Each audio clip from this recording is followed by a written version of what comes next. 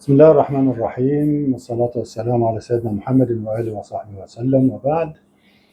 بالنسبة لجماعة أذكى أخواتهم الأبواق الإعلامية بتاعة نادي الزمالك اللي بتطالب بإعادة مباراة بين قوسين القمة بين الأهلي والزمالك.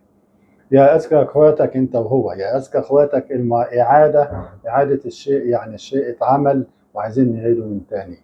مفيش مباراة أقيمت من أصله علشان تعيدوها، أنتم انسحبتوا خوفا من اللي كان هيجرى لكم من النادي الأهلي. فيا ريت تتكسفوا على دمكم شوية، ده أنتوا والله وصلتوا لدرجة من الفجور ما حدش شافها قبل كده. إيه إعادة مباراة لم تقام بالأساس؟ أنا منسحب من المباراة وعايز أعيد المباراة اللي انسحبت منها وما اتلعبتش. أنتوا في مخكم في حاجة، ولا انتوا عايشين في عالم موازي، ولا انتوا ناويين تشلونا، ولا ايه موضوعكم بالظبط؟